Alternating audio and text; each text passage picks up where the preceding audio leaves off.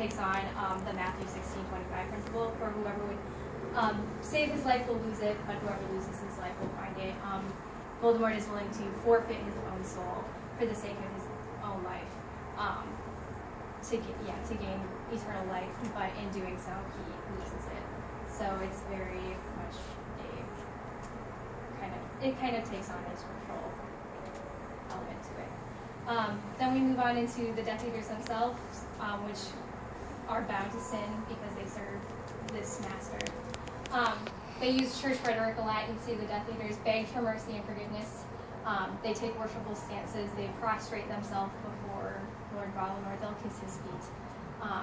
They also aspire to be faithful servants. It's always a matter of who's the most loyal, who's the most faithful to Voldemort, and that's how close or far away they are to him. And then we have the concept of the Dark Mark. The Dark Mark, once someone commits their allegiance to the Dark Lord, it is on their right arm, their forearm. It acts as a leash, so if it burns black, a person must immediately stop what they are doing and be at the side of their lord. And it kind of is indicative of like what Voldemort tells Harry, that obedience is a virtue.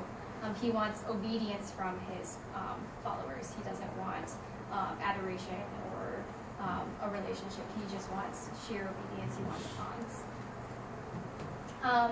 And so just the concept of being, making oneself, taking on the Dark Mark,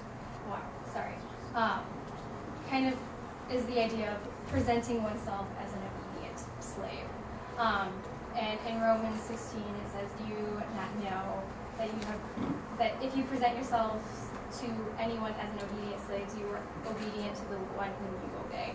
Either sin, which leads to death, or obedience, which leads to righteousness." Which gets confusing because like it uses obedience at the end of it. Like, do you present yourselves as obedience, but to obedience? I don't know.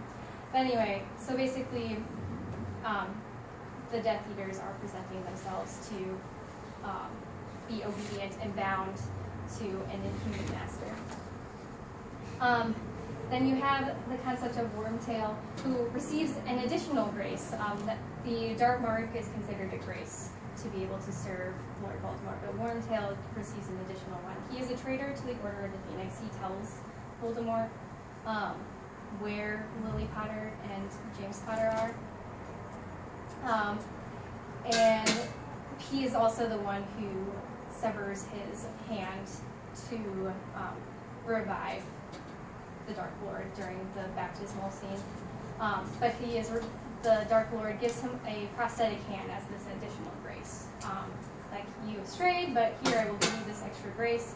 But it's an inhuman prosthetic. It's metal, it's cold, which again is kind of this movement away from that which is human. However, he has a merciful impulse, and that is Wormtail's betrayal, and so therefore he is strangled by the very grace that he received from Voldemort himself, which is just the grace. The prosthetic then becomes a further way of kind of control, or having that control over his least trustworthy servant.